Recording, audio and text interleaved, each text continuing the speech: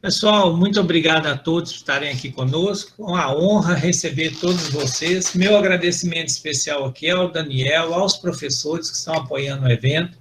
Gente, é muito gratificante a gente conseguir reunir os alunos para poder ter um momento de ter mais conhecimento, ter aqui a graça, Bruno, te agradecer muito de estar aqui conosco. Quero apresentar para vocês, então, o Bruno, nosso palestrante de hoje. O Bruno é diretor do Sicoob Credifor, tem uma larga experiência na área financeira, apesar dessa carinha de novinho que ele tem, né? Mas, assim, é muito bom a gente poder ter esse momento para a gente ver a aplicabilidade do conhecimento. O que é que nós precisamos no nosso dia a dia, no caso, nesse setor tão importante que é o setor financeiro, o setor bancário. Hoje o nosso tema será justamente essa parte de pagamentos digitais, e aí entra até uma área que eu convivo muito através aqui da minha própria empresa e através das minhas atividades, através da CIF CDL, que é a necessidade que as empresas têm nesse momento de conhecerem mais sobre os meios de pagamento digitais. Nós vamos aqui enfocar o Pix, que é o do momento, mas nós temos outros que o Bruno vai poder conversar com a gente sobre eles, e nós precisamos ter esses meios à nossa mão, ao nosso dia a dia, para que as nossas empresas consigam chegar melhor ao cliente, facilitar esse momento importante que é fez a venda, como que nós vamos receber. Então, Bruno, seja bem-vindo, e aí o espaço é seu, fique à vontade, e nós estamos iniciando, então, o nosso evento de 2021. Muito obrigado, fique à vontade. Boa noite para todo mundo, para quem eu ainda não consegui falar. Obrigado, Tatagiba, obrigado, Unifor, aí, por abrir este momento para nós. Acho que é uma parceria muito interessante de se trazer um dia a dia de trabalho para uma universidade, para o dia a dia de estudo, né? A gente tem observado muito essa sinergia entre o estudo e a prática. Acho que isso facilita demais e enriquece muito o conhecimento também. O Tatagiba tinha dito para mim que eu tinha 1 hora para falar. Eu falei que eu não seria covarde com os alunos fazendo isso. Então, vou ser bem simples, bem objetivo e deixar mais tempo disponível para tirar dúvidas e vocês compartilharem aí o que tiverem de interesse, né? Agradeço mais uma vez por estar aqui com todos vocês. Sou um forasteiro em Formiga, embora há 1 ano já, me sinto bem formiguense. Então, eu sou de Brasília, nascido e criado lá em Brasília. Trabalho no Sicoob há vai fazer 7 anos agora. Comecei trabalhando no Bancob, né, que é o braço financeiro do Sicoob lá em Brasília. Especialização em consultoria de cartões. Viajei e visitei cooperativas do Sicoob no Brasil inteiro, apresentando aí estruturas de meios eletrônicos de pagamento, estruturas de como funciona cartão, bandeira, adquirente, processadora. E aí, depois de muito tempo viajando, rodando demais, eu recebi convite para trabalhar na Central em Minas Gerais. Então eu pararia de viajar o Brasil inteiro, viajaria só Minas, que é maior do que muitos países aí da Europa. E depois de 1 ano e meio trabalhando ali na Central, eu recebi o convite para pousar em Formiga e tenho estado muito feliz e muito grato por estar aqui. Agora eu consigo ir para o trabalho e voltar para casa todos os dias, né? Uma grande vantagem para a rotina que a gente levava. Como o Gustavo Tatagiba iniciou, ele me fez o convite até por nós termos conversado algumas vezes sobre esse período que eu tive, esse conhecimento que eu tive em meios eletrônicos de pagamento, em meios de pagamento de instituição financeira, e aí surgiu essa novidade, né, que é o Pix, e ele pediu para compartilhar algumas coisas. Então, vou ser bem objetivo nisso. Eu vou iniciar aqui o modo apresentação, pessoal, e confirmem aí se vai aparecer para vocês.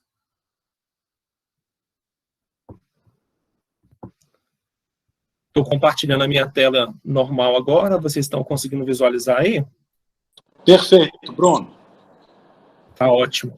Então, a proposta hoje é falar um pouquinho sobre tecnologias e tendências, que ficou escrito errado ali, mas tudo bem, de instituições financeiras, né?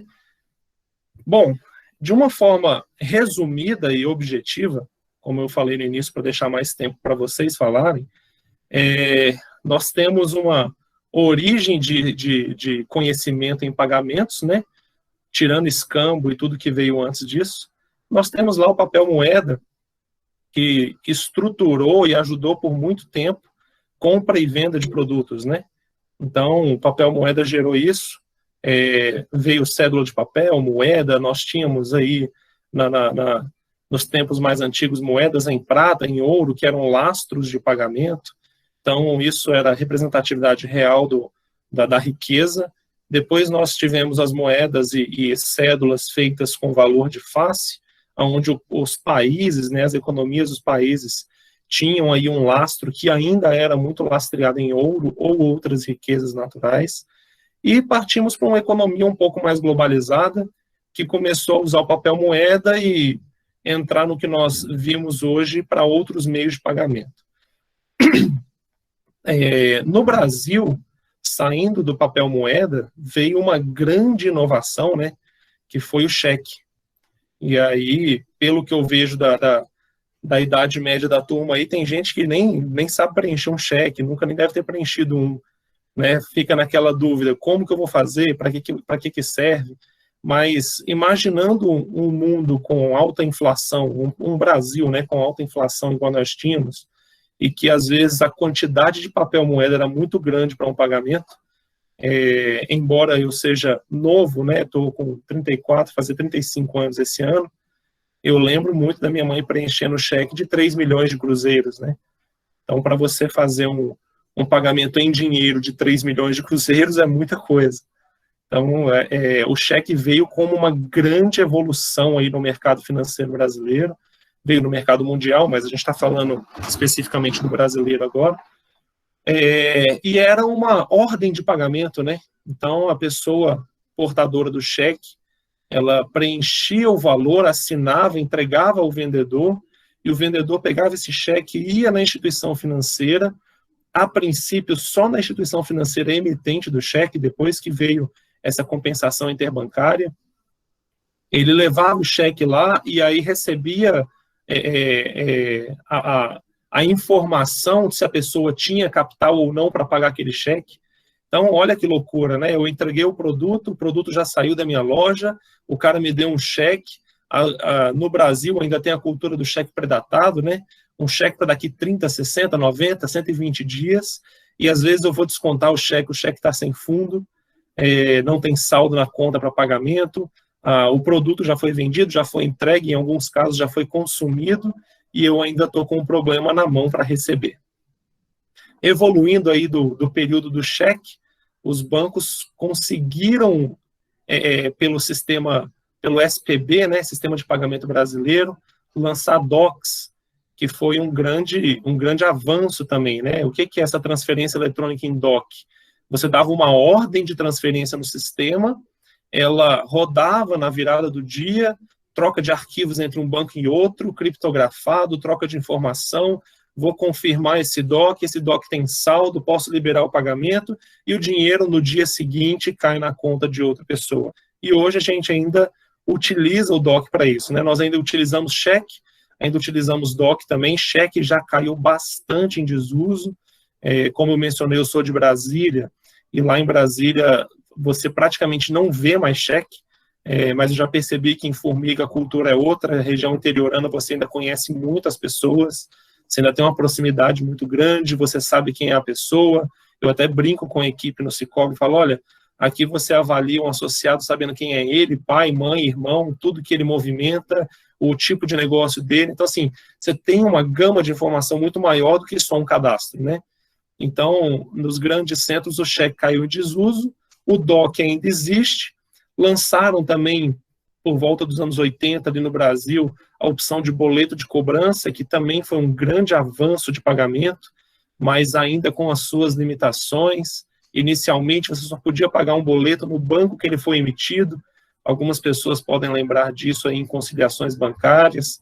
A dificuldade que era de você separar os boletos por banco, mandar uma lote para cada banco e cada banco fazer a compensação disso, e aí às vezes você leva 10, 15 dias para receber o dinheiro, você tem que ter um office boy para visitar 5, 6 instituições no mesmo dia e compensar todos os boletos, e no dia seguinte começa tudo de novo.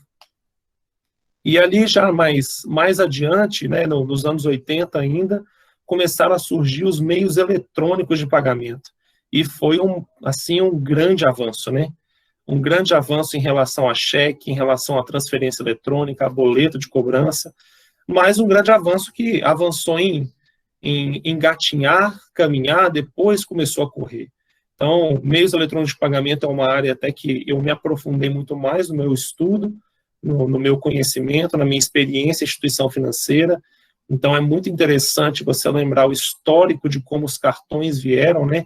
Veio inicialmente para o Brasil Credit Card, e eu me recordo também dos meus pais indo fazer compra numa loja de roupa. Eu tenho uma cena dessa em mente, que eu acho muito engraçado, porque em meados de 92, 94 ali, eles iam fazer uma compra numa loja de roupa, por exemplo, e na hora de pagamento, você falava assim, vou pagar com cartão, a atendente tinha que ligar no 0800 do cartão, confirmar com o 0800 que é a processadora do cartão, falar assim, olha, eu estou com o cartão número tal, do cliente fulano de tal, esse cara aqui tem saldo, eu posso liberar uma compra para ele?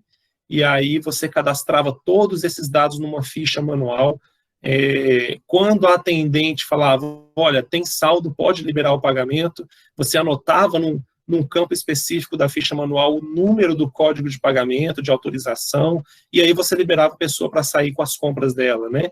Isso já foi um grande avanço, porque você tinha a garantia de recebimento na hora da venda, mesmo que ela pudesse levar, como hoje cartão de crédito é D mais 30, né? Leva 30 dias para você receber, ou o cartão de débito em D mais 1, leva um dia para você receber, você tinha garantia, depois da autorização da processadora, com a bandeira, você tinha garantia de receber aquele recurso. Então, isso avançou demais, fez o pessoal até rever muita coisa, né, e começou a diminuir a utilização de cheque por esse motivo. Então, assim, foi um avanço tecnológico fantástico. E isso continuou avançando, né, continuou crescendo, os meios eletrônicos de pagamento deixaram de ser esse modo offline, né, que você tinha que ligar para a processadora, pedir autorização, um processo que você levava às vezes meia hora para conseguir concluir uma venda. Ele passou para um modelo tecnológico hoje que nós temos com chip de criptografia e uma alta dificuldade de você sofrer fraude em cartões com chip hoje, para transações que acontecem em menos de 6 segundos. Então, isso foi obrigatório de acontecer, né? Não tinha condições. Se você olhar o mercado hoje, você vê que não tem condições de funcionar numa estrutura diferente. Se não for automatizado e se não for rápido, não funciona. Não é meio de pagamento, porque você tem muitas transações acontecendo a todo tempo, o dia inteiro. E aí nós tivemos também, lá nos anos 90, uma evolução para a transferência eletrônica, né? Nós tínhamos o DOC anteriormente e começamos a ter a transferência de TED. E, nossa, isso foi um avanço maravilhoso, porque eu faço uma TED e ela cai no mesmo dia na conta do recebedor. Eu consigo fazer uma TED hoje, com mais alguns avanços que aconteceram, eu consigo fazer uma TED em cerca de 5, 10 minutos, isso está na mão do vendedor, e o cara já está reconhecendo o recebimento ali, já está satisfeito, já tem a sua movimentação financeira. Então, esses foram alguns avanços que aconteceram antes do avanço que nós estamos aguardando agora, né? E aí, lógico que eu tenho que entrar e falar do Pix.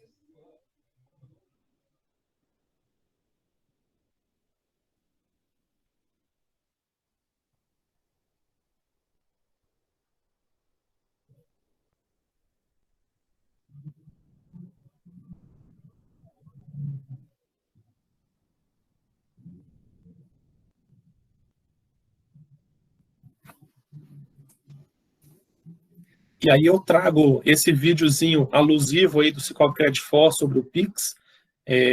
Até achei ele de uma produção muito boa, né, para trazer essa informação de forma simplificada, porque olha como muda o cenário econômico, o cenário de transações no Brasil inteiro com a entrada do Pix, né? Para quem tem mais tempo aí, vai lembrar de cartas, né? Eu vou fazer um paralelo aqui com outro meio de comunicação. Você vai lembrar de cartas, onde você podia enviar carta de uma pessoa para outra, levava dias para chegar. Houve um grande avanço, inventaram o telegrama, então você conseguia mandar uma mensagem com uma velocidade muito maior. Você tinha que contar palavras para enviar telegrama, porque era cobrado por caractere. Então, esse foi um cenário que já aconteceu. Acreditem, a maioria aí, seus pais, avós, devem saber um pouco disso. Depois a gente começou a ter telefone, né, mais acessível para todo mundo, e aí você conseguia fazer uma ligação, mas era só telefone fixo. Eu lembro até hoje que eu já tive cartão telefônico que você usava e ele tinha uma quantidade X de crédito, e eu também já fiz ligação à ficha, tá? Mas foram pouquíssimas as vezes. E hoje em dia você não vê mais orelhão público na rua, você não vê isso existir mais, porque todo mundo tem na mão um celular. E quando surgiu o celular, era uma coisa praticamente inalcançável, né? Era muito caro, dispendioso, e com a evolução de tecnologia isso foi melhorando, todo mundo teve acesso a um telefone celular, os telefones fixos deixaram de ser utilizados, e hoje você não tem só um celular na mão, você tem um smartphone, você tem um computador, você tem um banco na sua mão. E é por isso que eu fiz esse paralelo com a linha de evolução da comunicação. E hoje, você olhar para os seus avós que se comunicavam, às vezes, por carta, quando estavam distantes, e pensar que você fala em 10, 15 grupos ao mesmo tempo no WhatsApp, textos, vídeos, áudios, troca informação, você percebe que há uma necessidade de dinamismo. O mundo já gira muito mais rápido. As informações, elas precisam passar mais rápido. Antes de entrar nessa live com vocês, hoje, pouco tempo antes, eu participei de outras duas. E pelo celular, pelo computador, hoje não tem mais fronteira, não tem mais limite. Então, a gente consegue estar nesse mundo, mas a gente precisa participar dele. E o Pix veio para isso. Porque mesmo que você fizesse uma compra a débito, que seria uma transação rápida, num domingo, ela só ia cair na segunda ou terça-feira para o vendedor. Você tem garantia de pagamento, porque a transação de cartão ela tem toda uma infraestrutura que te garante isso, mas ele vai levar 1 ou 2 dias para receber. Se você faz essa transação no crédito à vista, ele recebe em 30 dias, ou se ele antecipar, ele recebe menos tempo. Se fizer em compra parcelada, ele leva meses para receber tudo, e aí o Banco Central vem com essa ideia, com essa proposta, para os amantes e acompanhadores de criptomoeda, aí, usando inclusive a estrutura, a ideia do blockchain, que usa para transferência de criptomoeda, para pagamento de criptomoeda, que é muito seguro. Então, partindo desse princípio, o Banco Central planejou e trouxe um meio de pagamento instantâneo. E TED já era uma coisa maravilhosa de você poder fazer a TED e a pessoa receber no mesmo dia. O instantâneo agora é impressionante, porque eu posso mandar um Pix para alguém aqui e em 2, 3 segundos ele está recebendo a mensagem no celular dele de que ele recebeu um Pix. Então isso é muito interessante, isso enriquece demais a estrutura e gera essa disponibilidade, que é o primeiro item aqui, de 24 horas por dia, 7 dias por semana, sem pausa, sem interrupção, porque hoje o ser humano leva uma vida nesse ritmo. Embora você tenha pessoas diurnas, pessoas noturnas, você tem as corujas que ficam de madrugada, eu tenho um irmão mesmo que trabalha muito na área de TI, então é normal ele querer conversar comigo 2 da manhã, 3 da manhã, porque é quando ele está começando a fazer uma infraestrutura de tecnologia. Então, para ele, isso é rotina. O mundo não para mais. Antigamente, dava-se boa noite para o William Bonner, ele desligava a televisão e ia todo mundo em casa dormir. Hoje isso não acontece. Então, todo mundo hoje tem o seu tempo, tem o seu momento e quer que esteja disponível para você uma instituição financeira 24/7. Velocidade. O Banco Central criou uma estrutura com uma exigência de que 50% de todas as transações em Pix ocorram em menos de 6 segundos. E 99% de todas as transações podem ocorrer em menos de 10 segundos. Então, você tem uma margem de 1% aí para que as transações demorem mais do que 10 segundos para acontecer. Conveniência, eu não preciso mais ir num ATM para poder fazer um TED, um ADOC, ir no caixa, né, fazer caixa físico, falar com ele, olha, eu preciso fazer uma transferência ou eu preciso fazer este pagamento, eu faço tudo pelo celular hoje. A única coisa que eu ainda não consigo fazer pelo celular é saque e depósito. Se depósito for em cheque, eu ainda consigo, que a gente pode digitalizar e depositar. Então, os avanços estão indo cada vez mais rápido nesse sentido. Conveniência também fala de um avanço que deve acontecer agora nesse primeiro trimestre de 2021, pelo menos a proposta é que aconteça, de você poder fazer saque Pix. Então, você vai poder chegar usando os mercados aqui de formiga, né? Você vai poder chegar lá no kit e falar assim, olha, eu preciso de R$100.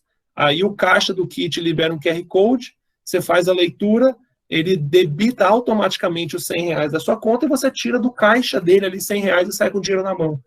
Então, isso é um avanço disponível, já está bem arquitetado, bem estruturado para ser liberado esse semestre ainda. A proposta é que seja no primeiro trimestre. Segurança, é um modelo de transação com altíssima segurança, com uma confiabilidade muito grande, até com uma preocupação para você não digitar dados errados e mandar para a pessoa errada o Pix, porque só volta Pix se a pessoa de lá mandar de volta, não tem outro caminho. Um ambiente aberto, e ambiente aberto quer dizer o quê? Quer dizer um ambiente onde outras instituições podem entrar. Nós temos várias fintechs abrindo trabalhos aí no mercado hoje, e elas vão poder cadastrar e enviar e receber Pix. Então, você vai ter uma versatilidade muito grande. Instituição financeira hoje não é mais a dona do seu cliente, ou do Sicoob, no caso do seu associado. O associado, e no caso do Sicoob, ele tem amplo poder de escolha de onde ele vai usar um cartão, pegar um empréstimo, fazer um seguro, e tudo que uma instituição financeira pode fazer, ele consegue fazer hoje, muitas vezes, sem largar o celular na mão. Né? Versatilidade, que eu já mencionei, que é o tanto que isso é prático, eu consigo encaminhar Pix, uma coisa muito legal e muito comum de acontecer. Você vai fazer um almoço com os amigos, você é responsável por comprar todos os itens e depois ratear aquilo. Você consegue fazer a compra de todos os itens, gerar um QR Code com o valor que cada pessoa vai pagar.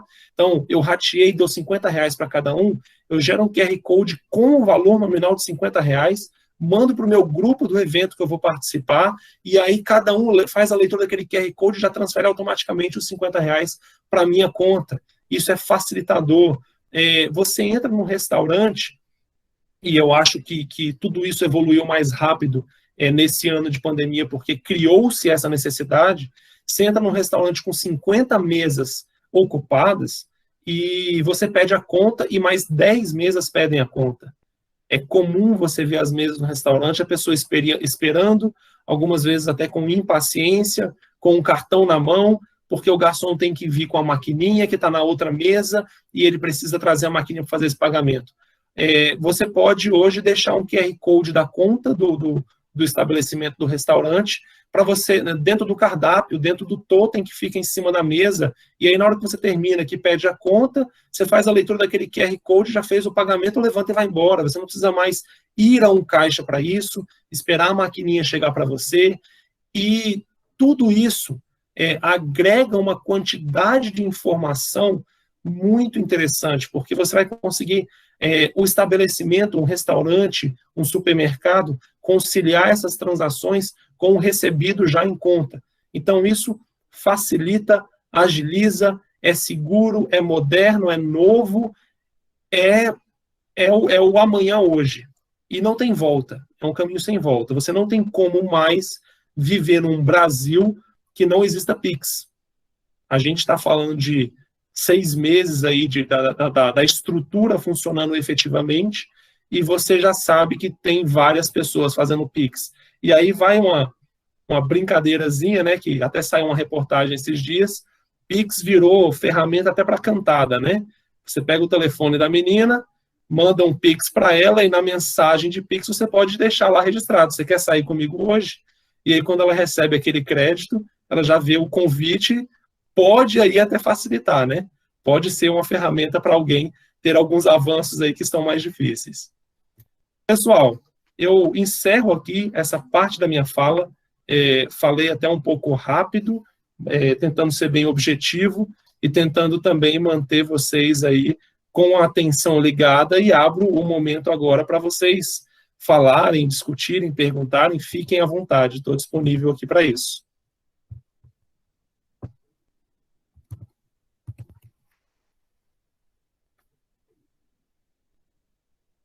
A Laura tinha feito uma pergunta no chat, Bruno.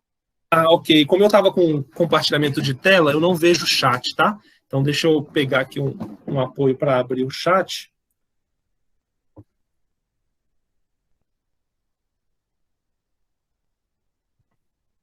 Ô, Gustavo, seu microfone está fechado. Nossa, gente, boa noite. Obrigado, Bruno. Mas é uma pergunta aqui, hoje, Jussara, qual que é o limite do Google Meet? Eu achava que era 250. Pois é, eu também achava o seguinte, era 250, certo? E não mudaram o limite para 100. O Zoom também é 100. E nós não fomos avisados. Eu estava tentando entrar e não estão conseguindo, infelizmente. Eu já tive aqui uma recusa, aqui, pelo que eu estou fazendo conta aqui, de uns 50 recusas. Nós estamos aqui numa tela paralela com mais 8 participantes, tá? Eu fiz uma reentrada da tela do Google, do Meet, para o pessoal poder assistir também. Nós temos alguns participando por lá, sejam bem-vindos. Mas eu vou falar com vocês, viu, Bruno? Não é fácil não, viu? Não é fácil. Então, gente, para os colegas que não entraram, você, por favor, peça nossas desculpas, porque nós não havíamos sido avisados dessa mudança do Meet, tá? Mas nós vamos corrigir isso, não se preocupe. Quem perguntou? Ô, Gustavo. Oi. O Meet tem um limite de 100 quando você usa o seu e-mail. Mas a instituição é 256. Pois é, né, seu Luiz? Pois é, isso mudou. Mas mudou.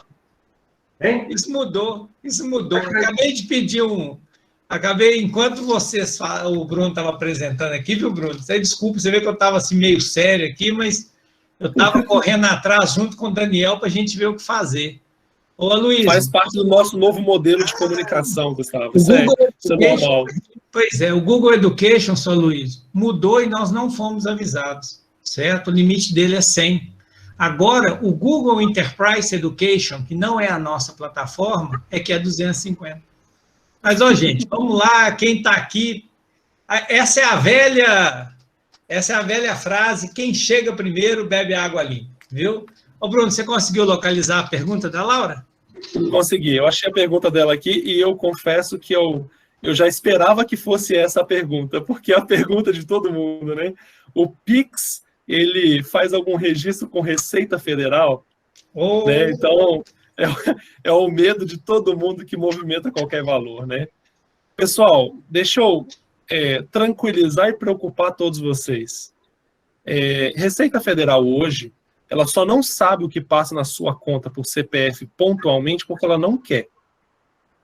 Porque a hora que ela der um clique, ela tem acesso a todo esse histórico de transação, todo esse histórico de movimentação.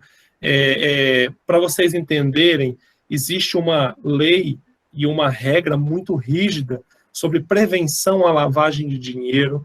Então, toda instituição financeira ela é obrigada a se enquadrar nessas regras, ela é obrigada a acompanhar tudo isso. E o usuário não sabe, a própria instituição muitas vezes não sabe, mas se a pessoa faz uma transação acima de R$5.000, o próprio sistema comunica com o Banco Central. Então, é um receio que, assim, não é uma preocupação que a gente precisa ter agora. É foco do Banco Central cruzar essas informações e registrar tudo e mandar para a Receita Federal? A primeiro momento, não. A primeiro momento, não é esse o foco. Primeiro momento, o foco é gerar agilidade nas transações e gerar redução de custo. Vocês vão lembrar aí, quem já movimentou com TED, DOC, essas movimentações já chegaram a custar mais de R$20 por emissão.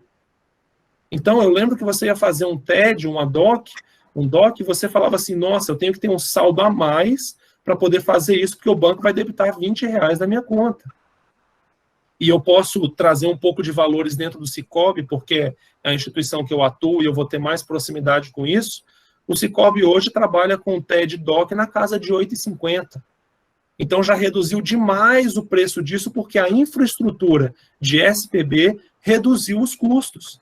E aí o Banco Central ainda identificou isso como algo caro. E é realmente caro. O dinheiro é seu, você quer pagar uma coisa, você tem que pagar R$ 8,50 para poder mandar esse dinheiro para algum lugar. Então, o Banco Central lançou essa proposta do Pix. Até o momento, a ideia é agilidade, praticidade, comodidade, baixo custo. Então, é isso que quer ser feito na instituição. Quando a gente fala do Pix acontecendo, é muito comum também as perguntas virem no seguinte: vamos deixar de ter cartão de crédito e débito? Bom, é uma coisa a longo prazo. Mas esse modelo cartão de plástico, com certeza, não vai existir. Com certeza isso vai deixar de existir. Eu vou, não sei se dá para vocês visualizarem aí, mas olha, eu tenho o meu celular aqui, e puxando para cima eu tenho o meu cartão de crédito no celular. Eu não preciso mais sair por aí com uma carteira, com um cartão na mão. Eu, com o meu celular, eu coloco minha digital aqui. Tá, quando ele lê a digital, eu coloco a minha digital aqui e ele libera o meu celular para fazer o pagamento. E eu simplesmente aproximo o celular de uma maquininha e faço o pagamento. Então, a estrutura, o modelo de negócio tem mudado constantemente. A gente vai, sim, ter uma mudança nesse modelo. Cartão de débito vai cair em desuso muito mais rápido. Por quê? Porque ao invés de eu passar um cartão de débito, eu posso fazer um Pix. Eu posso fazer essa transação rápida. E é isso que o Banco Central está tentando proporcionar. Tentando proporcionar com que esses modelos... E aí, deixa eu dar um passo atrás e explicar para vocês.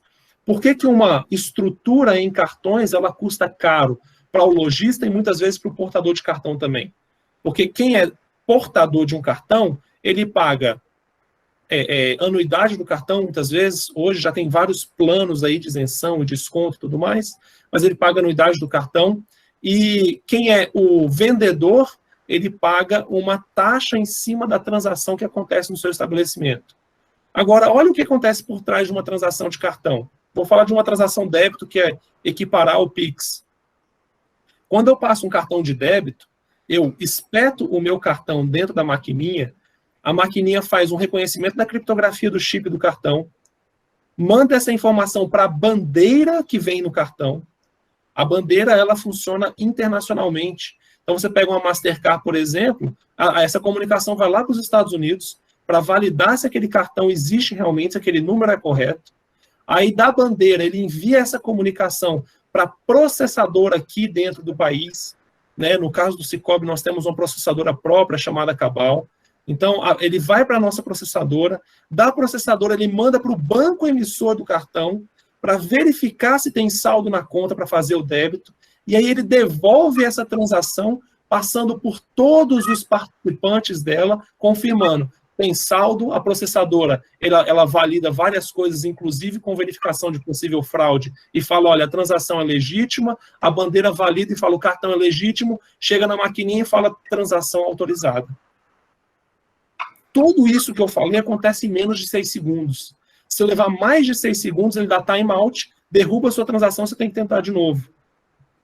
Então, essa é a rotina hoje numa transação a débito do cartão para o lojista receber em D+1. Então, por que o lojista tem que pagar por essa transação? Porque você envolve um banco emissor, uma processadora de cartão, você envolve uma bandeira, uma adquirente e um fundo com prevenção a reservas com reserva para fraude em cima dessa estrutura toda. Então, ela tem um custo.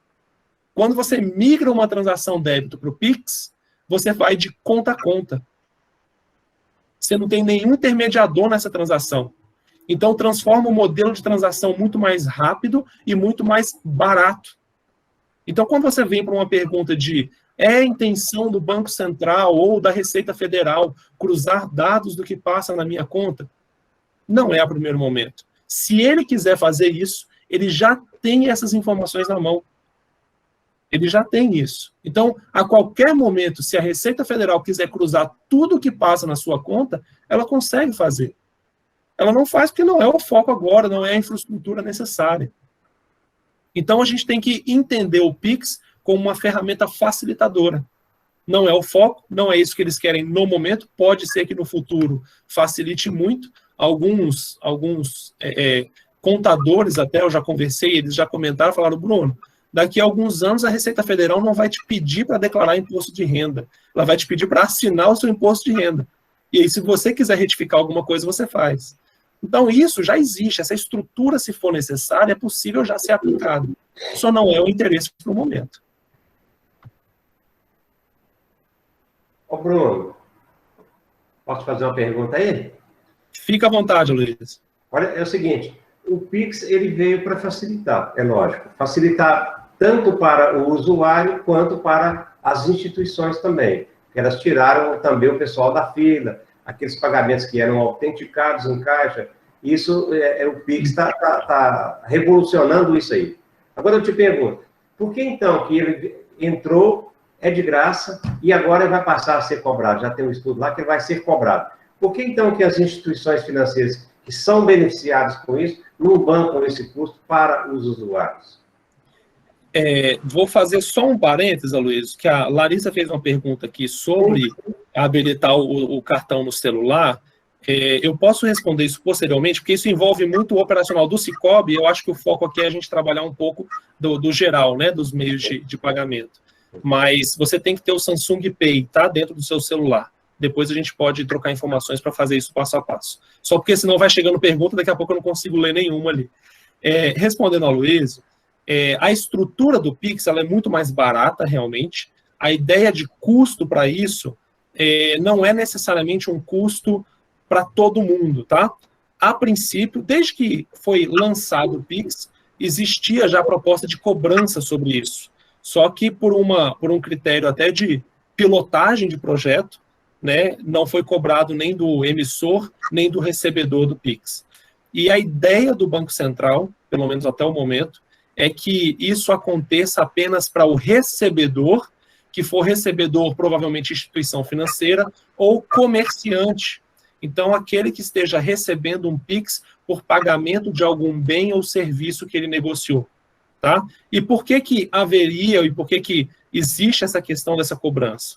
Porque, embora eu tenha retirado vários intermediadores da estrutura de pagamento, eu ainda tenho instituições financeiras numa ponta e na outra, que são responsáveis por gerir tecnologia, por gerir segurança na transação, por gerir acesso no nosso caso, Sicoob, associados ou clientes nas outras instituições. Então, embora a infraestrutura tenha se tornado mais barata, ainda existe um custo para isso, que é o custo de se manter uma instituição financeira funcionando e transacionando recursos entre elas.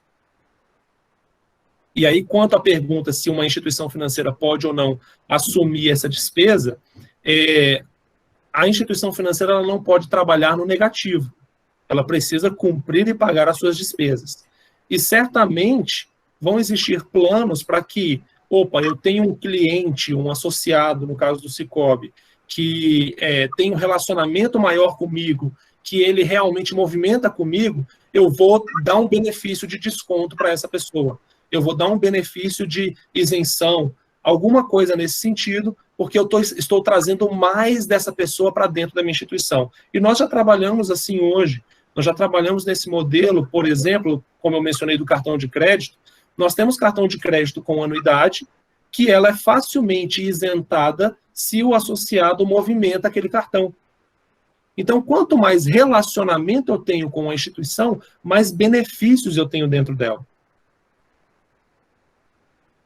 Ok. Bruno, vou fazer só uma parte aqui. O pessoal ficou meio chocado com o negócio da Receita Federal, mas eu só queria reforçar isso aí, né? Uma das ideias do Pix realmente é essa, é pegar essa informalidade da transação financeira, né, Bruno?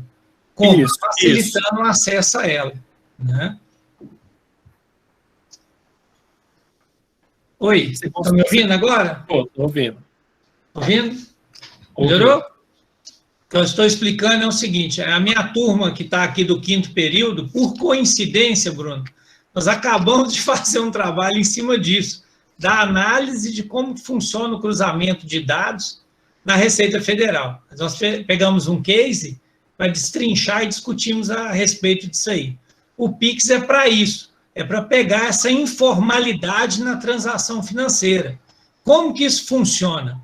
Eu acho que assim, a gente não pode ver só o malefício fiscal nisso, não. A gente tem que ver só os benefícios, né? O que ocorre é que as pequenas transações que eram dificultadas, o pequeno empreendedor, foram facilitadas, né, Bruno? Hoje, o pequeno empreendedor ainda não tem acesso a uma máquina de cartão de crédito. Então, o Pix veio para justamente tornar isso mais acessível, né? Porque a maioria...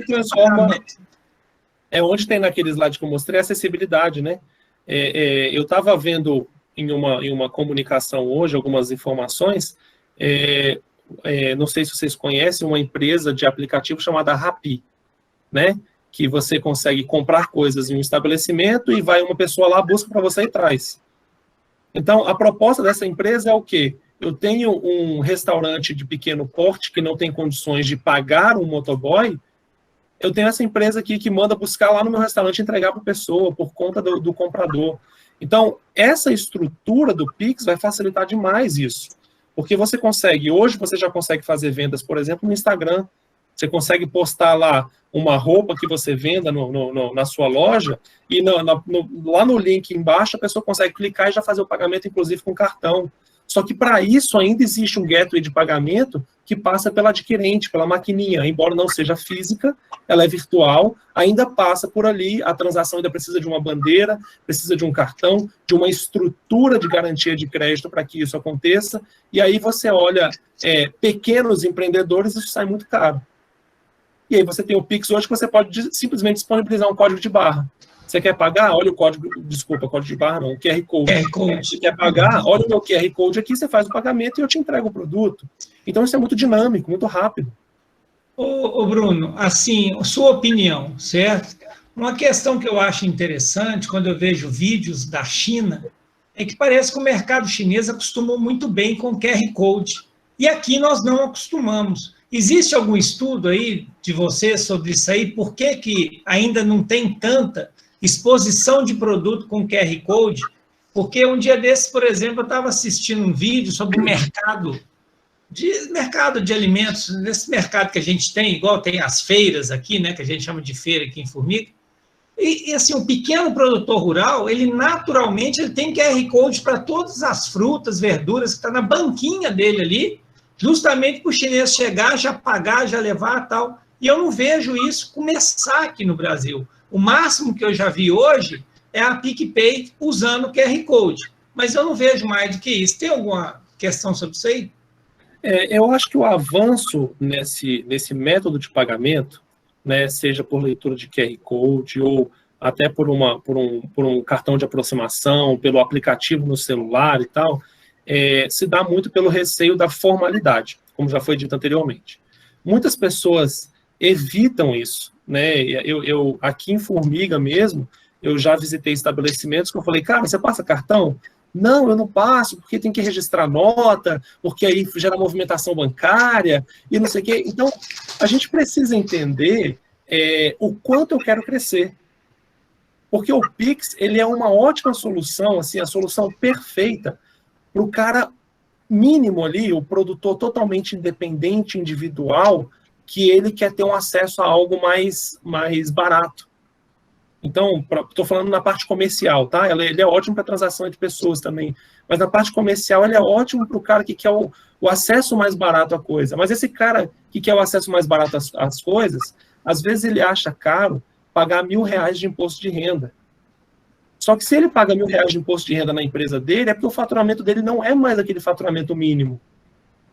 Então, a cultura do brasileiro ainda é uma cultura, e, gente, eu não estou fazendo defesa ou ataque a nenhuma questão política. A cultura do brasileiro ainda é uma cultura de que eu tenho que sonegar um imposto. De que é um absurdo pagar um imposto.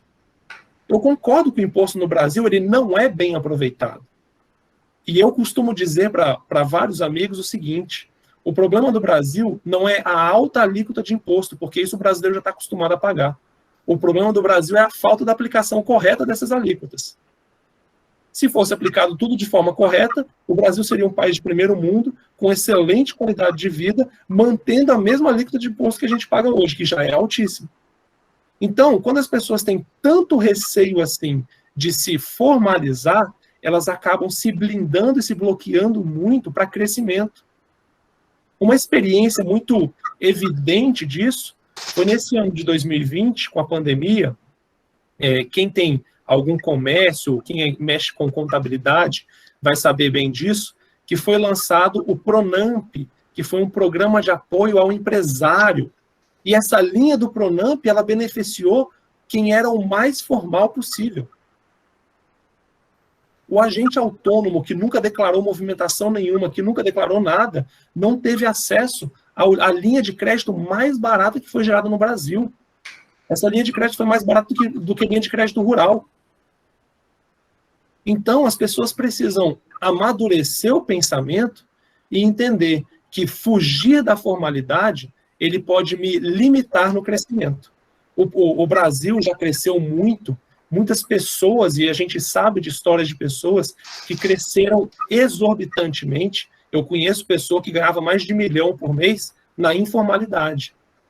Só que a estrutura está mudando. Não tem como hoje você ganhar R$1 milhão por mês e ser 100% informal. A estrutura financeira muda, a estrutura de comunicação e pagamento muda, e aí as pessoas ficam preocupadas em, agora, eu ganhei R$1 milhão esse mês, como que eu coloco esse dinheiro em alguma coisa que seja regulamentada, alguma coisa formal? Então, a informalidade, ela prejudica muito o crescimento.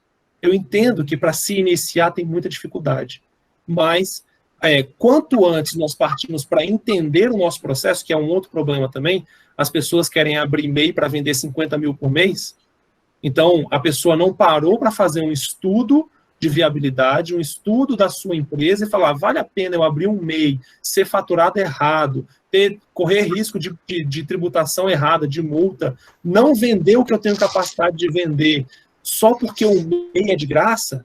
Ou vale mais a pena eu ir para um ME, que a minha estrutura já vai me comportar isso, eu vou pagar um pouquinho a mais, mas eu já vislumbro um crescimento. Então as pessoas precisam amadurecer um pouco nisso. Essa ideia de informalidade é muito natural do brasileiro. E aí, opções de pagamento, como o Pix, demoram um pouco mais para sair, para andar, para acontecer. O Pix está com um projeto de também, assim como eu mostrei o cartão no celular, você pagar com Pix por aproximação. Então você aproxima o seu celular e paga instantaneamente com Pix. Eu consigo hoje selecionar a lista de contatos no meu telefone e fazer um Pix para aquela lista de contatos. Então as facilidades são muitas. E eu estou tentando transformar em informal algo que não tem muito para onde fugir. Se vocês avaliarem, e eu já falo isso há 5 anos, porque foi quando eu li a matéria, tem países na Europa que já estão em projeto piloto autorizando estabelecimentos a não receber dinheiro.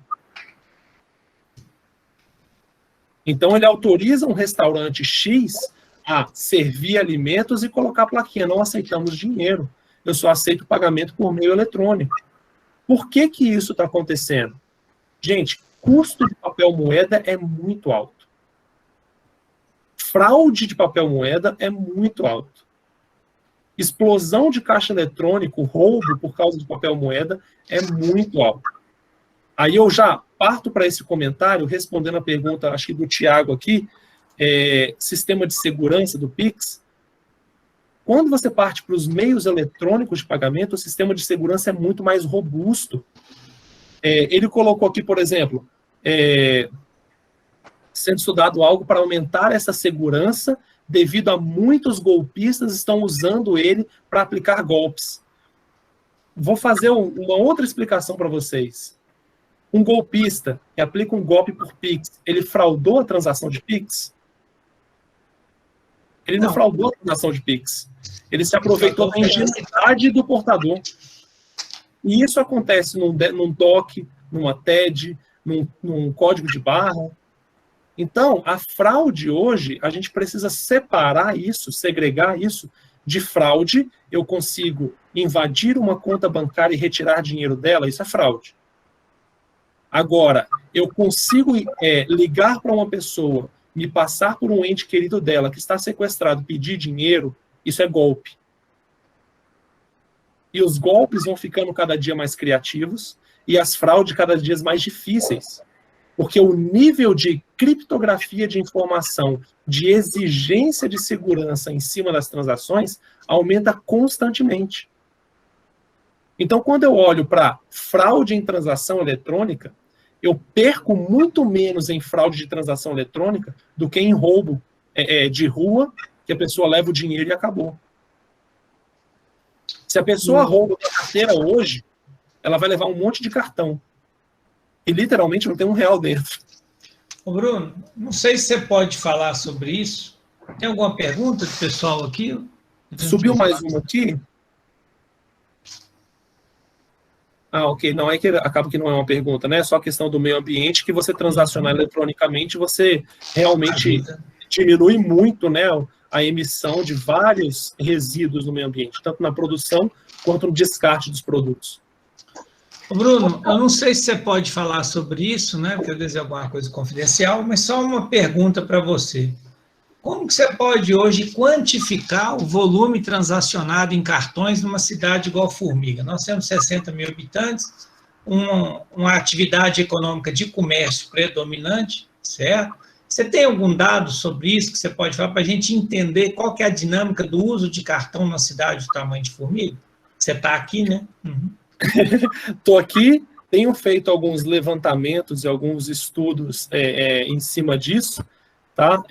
Até para mostrar um pouco do que é interessante, né, de se visualizar. A gente consegue, quando são meios eletrônicos de pagamento, perceber muito do que acontece de transação, né? A gente consegue mapear o perfil de compras e tudo mais. Então, eu até fiz uma apresentação sobre isso na CDE. Eu vou te pedir desculpa, Gustavo, porque eu não tenho aqui o número, no meu computador aqui agora, eu não tenho o número de Formiga, embora eu já tenha feito esse levantamento, mas ficou na minha rede lá no Cicobi. Eu fui olhar aqui agora, ficou na minha rede lá, eu achei que tinha salvo na minha pasta, eu salvei na pasta da rede. Só para mensurar isso, né? Só te cortando, mas só para mensurar isso, na primeira gestão minha à frente da CIF, uma vez nós tivemos um relacionamento com a Secretaria de Fazenda do Estado, em que a gente recebeu alguns dados sobre isso. Uhum. Em 2014, eram movimentados em Formiga 11 milhões de reais em cartões por mês. Certo? Então, você vê que o volume, o uso do cartão é muito difundido numa cidade, que às vezes você acha que não, né? Mas ele é muito predominante. Por isso que eu acho importante reforçar para os alunos que hoje, quanto mais a empresa tiver meio de pagamento digital, mais acessível ela se torna para o cliente. Você concorda, Bruno? Com certeza, porque, como eu falei, eu até fiz a brincadeira aqui de que eu não tenho R$1 na carteira, e isso é fato, eu não tenho mesmo, porque eu só ando com cartão. Então, eu já deixei de comprar em lugares porque não passava cartão. Aqui em Formiga, eu ainda até me espantei com o privilégio.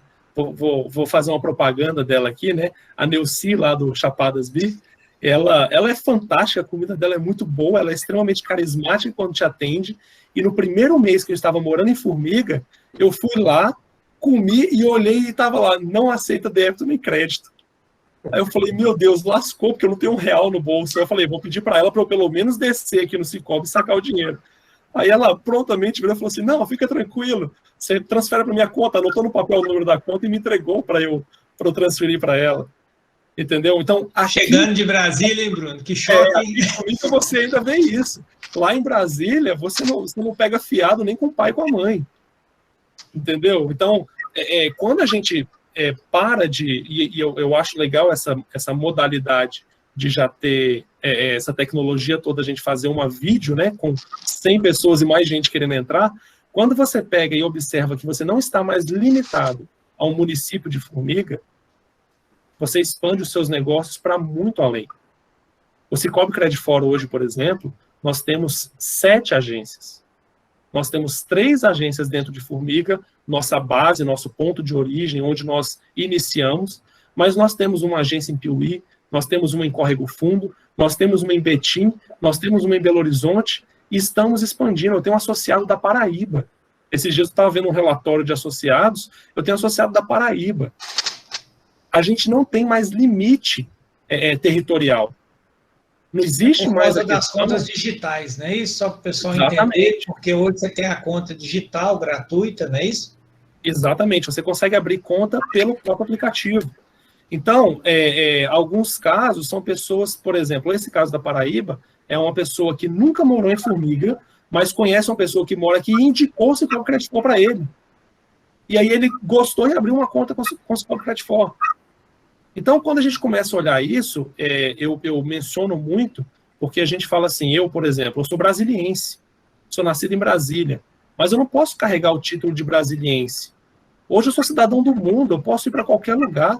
Diversas e diversas vezes na minha rotina de trabalho, eu tomei café da manhã em Brasília, almocei em Belo Horizonte e jantei em São Paulo. Então, se a nossa mente continuar pequena, pensando em eu vou aqui ser totalmente informal para ganhar um pouquinho a mais, a gente não consegue expandir para isso. E o Pix tem não é uma proposta, vamos lá, vou falar assim, tem uma expectativa de que ele crie transações, inclusive internacionais. Então você imagina você parar de fazer remessa verde e amarela, troca de formulário entre bancos americanos, bancos brasileiros, e você conseguir fazer isso com uma chave única. Ô Bruno, não pode parar no tempo. Não, dentro disso que você falou agora, entra no tema que eu queria te perguntar. Fala muito de moeda digital, no caso Bitcoin, certo? E eu cheguei a ler alguns estudos a respeito de que os bancos pretendem criar as suas moedas digitais, certo? Para fazer essa transação digital, inclusive internacional, certo? Sim. O que tem de concreto disso hoje? O que você percebe disso no mercado comercial, no mercado econômico, nas empresas hoje? Você já vê isso na realidade das empresas? Você vê consulta disso dentro do Sicoob? O que você vê sobre isso? As criptomoedas, elas vieram realmente para ficar. Né? Ela é uma nova metodologia de pagamento e recebimento e de troca de informações e dados.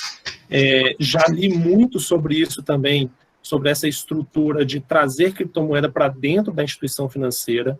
Se eu não me engano, hoje, quem está mais avançado nesse aspecto é o Itaú, só que ainda não tem previsão, não tem previsão ainda de se efetivar isso, porque a criptomoeda ela não é homologada pelo Banco Central. Obrigado pela propaganda aí, viu, Bruno?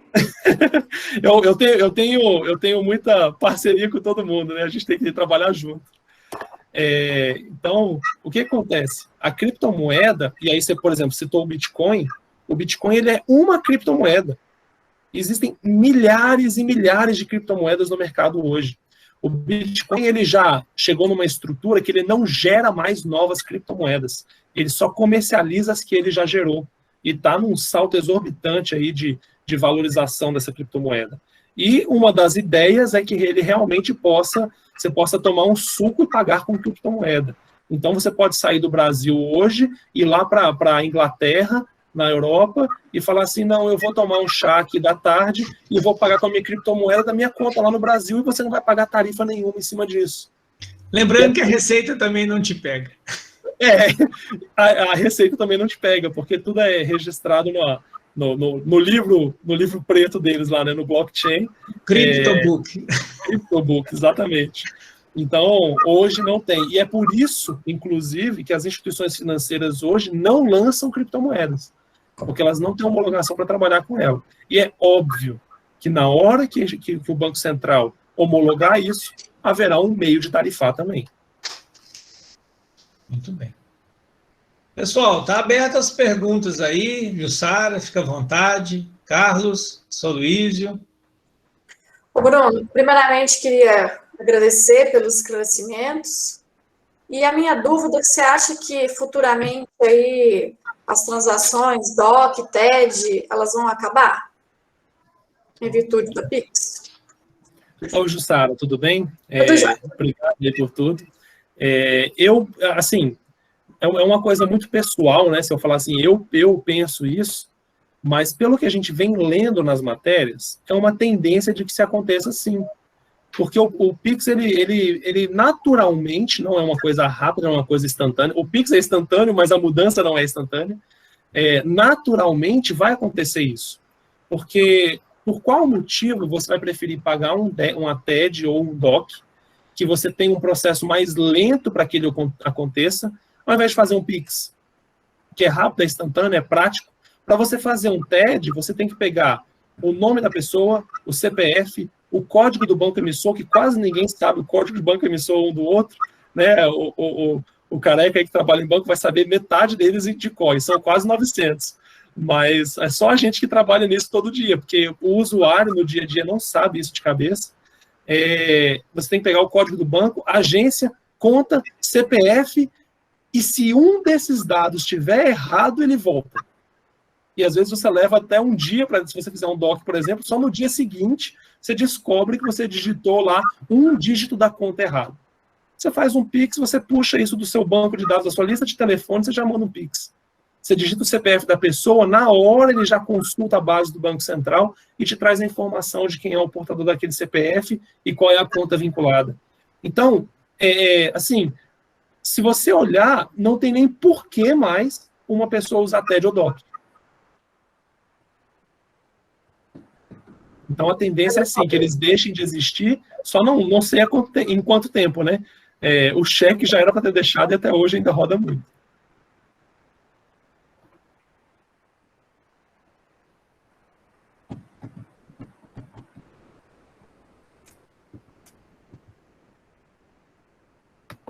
Fiquem à vontade, pessoal. Se tiver mais alguma pergunta, estou à disposição. Bruno, Não, perfeito, Bruno. Pode falar, Flávia. Pode falar primeiro. A pessoa jurídica já está sendo cobrada alguma taxa do Pix? Ou isso vai ser futuramente, por enquanto está isento? Olha, a proposta é que isso comece a cobrar a partir de abril. Mas, sendo bem sincero, a estrutura de cobrança disso ainda não está 100% pronta. Então, eu acho que não vai começar em abril, não. Eles ainda não definiram nenhum modelo de cobrança. Se vai cobrar por carregamento, por volume. Na verdade, existe uma grande tendência de que seja por volume, né, um percentual do volume, mas não está definido ainda se é para todo mundo, se é para todo PJ, para que tipo de recebimento. Então, tudo isso ainda está muito incerto. Eu acredito que vai levar um tempinho ainda para começar a cobrar isso, tá, Flávio?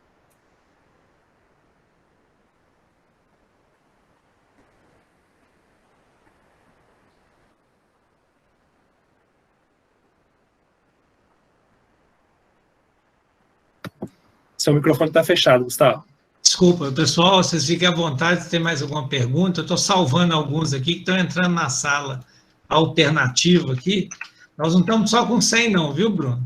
Nós estamos, nesse momento, com 122. Nossa. Nós estamos com uma sala alternativa replicada dentro dessa sala.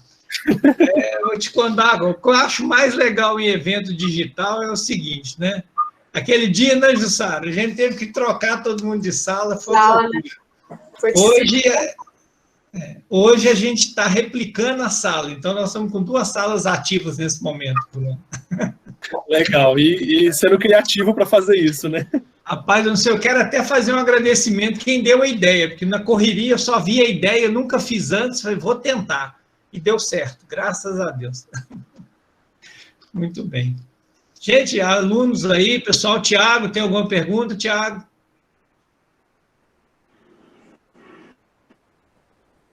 Tiago sumiu. Gente, algum aluno aí tem alguma pergunta? Bruno, eu tenho. Eu queria saber qual que é a vantagem para o banco do Pix, porque para a pessoa física, jurídica, a gente, por enquanto, não paga taxa nenhuma. E qual que é a vantagem para o banco dele? Boa pergunta. Olha, como eu mencionei anteriormente, o TED e o DOC, eles têm um custo também da infraestrutura, né? De passar pelo SPB e tudo mais. Então, uma vantagem é reduzir esse custo. Embora esse custo era repassado para o usuário, na hora que você cobrava a tarifa. Mas, ok, você diminui o custo aí também. Uma coisa que é interessante falar sobre a vantagem do Pix é o seguinte, é a agilidade que ele vai trazer para as instituições financeiras, e eu não sei se você sabe, mas instituição financeira não tem dinheiro. Pasme, instituição financeira não tem dinheiro. Ela precisa que vocês depositem dinheiro na conta para poder trabalhar com esse recurso.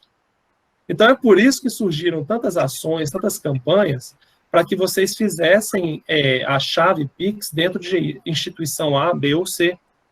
Porque dentro desse volume, você vai ter preferência por receber o seu dinheiro na minha instituição Sicoob Credifor, por exemplo, e aí eu vou ter condições de te atender como associado, de te atender com saldo e de operacionalizar esse dinheiro e transformar ele em receita depois. Então, a vantagem do Pix é transformar isso em agilidade e a busca de cada instituição em trazer você para usar o Pix com a minha instituição, por exemplo, é para que a sua movimentação se concentre aqui. Um das filosofias, né, um dos valores dentro do Sicoob, e aí eu falo Sicoob a nível nacional, não só o Sicoob Credifor, é que a gente almeja ser a principal instituição financeira do associado. Olha que interessante. Não é necessariamente o objetivo ser a única instituição, até porque isso não é saudável. Não é saudável financeiramente eu ser a única instituição da pessoa. É saudável eu ser a principal. Então, o Pix, ele faz isso. Ele vai fazer com que você tenha preferência por ter um cartão comigo, porque a sua chave Pix está comigo, e os depósitos que você receber através do número do seu celular, por exemplo, são na minha conta, na conta comigo, né? Na sua conta, na conta comigo, e aí você vai usar o meu cartão de débito, você vai usar o meu cartão de crédito, eventualmente você vai precisar de um financiamento, vai ser comigo, eventualmente você vai precisar de um seguro, eu tenho para te oferecer. Então, tudo isso é para trazer um relacionamento cada vez mais próximo. Rapaz, gostei dessa pergunta, viu? E gostei da resposta ser direta. O interesse é esse. Muito bem, Bruno. Muito bom. Pessoal, tem mais alguma pergunta? Fiquem à vontade. Queria convidar todo mundo aqui. A gente precisa tirar uma foto dessa sala aqui. Pessoal aqui com câmera ligada, né, eu, Sara? O povo, vou te contar uma coisa, é difícil demais, hein, careca? Vamos ligar essas câmeras aí, pessoal. Vamos tirar uma foto aqui, ué, para a posteridade. Oi? Eu tenho uma pergunta. Por favor. Deixa eu perguntar. Só compartilhar aí com o Zoom, né? Errado. Tem jeito de devolver o dinheiro do cliente? Bom. Eu acho que o Careca ia fazer um comentário, Gustavo. Não sei se é alguma coisa do tema anterior que ele tentou fazer no meio da conversa. Uhum. Beleza. Não, na verdade, pode responder a pergunta dele primeiro, Bruno. Beleza. Ah, não, tá ok. Só para entender, então, Bruno, a pergunta do Tem gente Gustavo, fazendo se pode ser já chegou. de um pagamento. Existe estorno, né? Isso. Pessoal, vamos lá. Eu não sei se vocês acompanharam notícias sobre isso. Quando eu falei da estrutura de pagamento de cartão, eu vou voltar no cartão para vocês poderem entender como que funciona a estrutura, tá? Se você faz uma compra no cartão de crédito hoje, por exemplo, eu vou usar uma loja fora, lá no Magazine Luiza, e por qualquer motivo o Magazine Luiza não te entregou aquele produto, existe uma possibilidade sistêmica de você pedir um chargeback. É quando você aciona a bandeira do cartão e fala, olha, eu fiz a compra, está aqui a minha confirmação de compra, a confirmação do estabelecimento que ele recebeu o pagamento, mas ele não me entregou o produto. Então, esse é um chargeback por desacordo comercial. Aí a bandeira vai discutir com a loja que recebeu a compra e falar assim, você mandou o produto? Me manda comprovantes de que você mandou o produto. Aí a loja manda os comprovantes e fala, não, eu mandei o produto sim, ele recebeu, eu tenho a assinatura de recebimento dele aqui. Aí a bandeira devolve para o portador do cartão falando, olha, tem confirmação de que você recebeu, a cobrança é devida.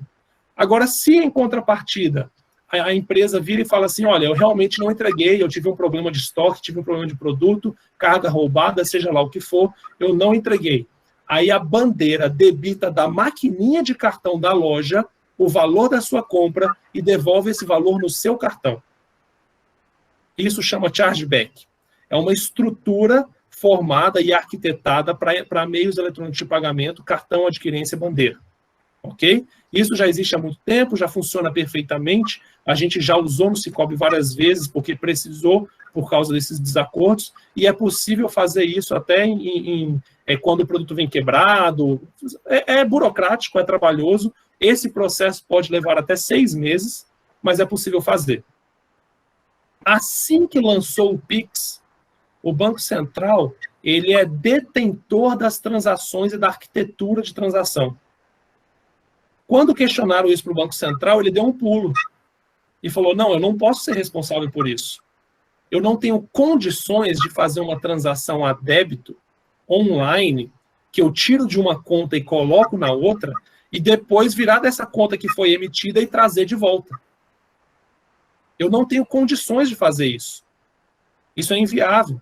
Eu não sei se alguém já viu fatos aqui, por exemplo, daqueles golpes de venda pela internet ou de sequestro e tudo. Na hora que você faz a transferência, já tem alguém no ATM sacando dinheiro, você não consegue recuperar o dinheiro mais. Leva a questão de 5 minutos, o dinheiro já não está mais na conta. Então, quando você faz um TED ou um DOC, você não tem o mesmo benefício de devolver isso. Quando você faz um DOC, você tem a oportunidade de cancelar pelo prazo de execução dele, que é após a compensação bancária. Quando você faz uma TED, você não tem mais opção de cancelar. A mesma forma o Pix. O Pix feito, você não consegue cancelar mais. Então, a única forma do Pix ser devolvido é se a pessoa que recebeu fizer a devolução. Ou, aí você vai para a parte jurídica. Abrir um processo contra o recebedor, porque você comprou um produto, o produto não foi entregue, a justiça vai avaliar, ver se é devido ou não, e aí a justiça vai mandar fazer uma transferência de volta do valor, se for devido realmente. Entendeu? Então, o Pix, ele é muito seguro, é uma infraestrutura muito segura. Só que ele é uma via de ida. Não tem volta. Não tem como você cancelar, desfazer. A gente quer a agilidade, a gente quer o negócio instantâneo, eu quero que a transação aconteça em 6 segundos, eu não posso me arrepender dela. Ela só vai. Bruno. Bom dia, muito obrigado. Nada, que isso. Qual que é a diferença entre TED e DOC? O DOC ele é um documento de transferência que funciona, simplificando, ele funciona de modo offline. Você faz o DOC agora, antes das 4 da tarde, quando fecha a compensação bancária, os bancos trocam de arquivos entre eles e falam, olha, eu tenho tantos DOCs para você, e o outro banco fala, eu tenho tantos DOCs para você, e faz as transferências de dinheiro que só aparece na conta no dia seguinte. Então, isso é o que acontece com o DOC. O TED, ele é uma transferência eletrônica de fundos, que é mais rápida, mais dinâmica, foi um grande avanço do SPB, e aí ele funciona hoje em até meia hora concluir essa transação. No máximo meia hora essa transação já está lá na conta que você fez a emissão. Tá? Então essa é a diferença de TED e DOC. E o Pix veio com um avanço maior do que isso para fazer isso em 6 segundos. Por que ainda tem DOC? Boa pergunta. Também não sei por que ainda tem DOC. Justamente, eu fiquei na dúvida. Por que tem DOC, sendo que tem TED e Pix? Eu nunca usei DOC. Para confundir o usuário e ele ficar na dúvida se ele faz DOC, TED ou Pix. Então, antigamente tinha diferença de preço também, tá? Antigamente o DOC era mais barato, porque a transação acontecia no dia seguinte, o TED veio com um custo mais alto, tá? Então tinha diferença de precificação. Então, se você precisava mandar o dinheiro agora, você pagava um pouco mais caro e fazia um TED. Se você podia mandar o dinheiro e ele cair só amanhã, você pagava um pouco mais barato e fazia um DOC. Mas no Cicobi não tem. No meu, pelo menos, não tem. Taxação, não. TED, DOC, essas coisas assim. Só um parênteses. O TED e DOC, ele é de uma instituição para outra. Eu estou falando isso porque é bem provável que no seu Cicobi tenha essa cobrança ou que você tenha algum pacote tarifário que te dá isenção de algumas movimentações nessa. Então, o que acontece? Eu não paguei, não, o TED, que eu já fiz. Então, você deve fazer um volume menor, né, em quantidade de TEDs e DOCs. Então, você deve estar dentro de um pacote tarifário que te dá isenção de 2, 3, 4 por mês. Entendi. Tá? Ô, Bruno, mais uma pergunta. Tem algum limite de Pix? Tipo assim, até 10 mil reais que eu posso pagar em Pix?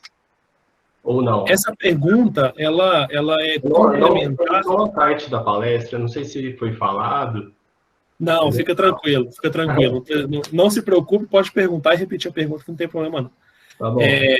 Embora essa pergunta não tenha sido feita, né?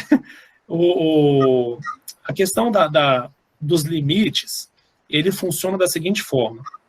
O sistema hoje, ele é capaz de reconhecer e registrar se você vai transferir R$1 ou R$1 milhão da mesma forma. Ninguém está carregando uma lote de dinheiro. Ninguém está carregando e contando cédula para saber se vai transferir R$1 milhão ou R$1.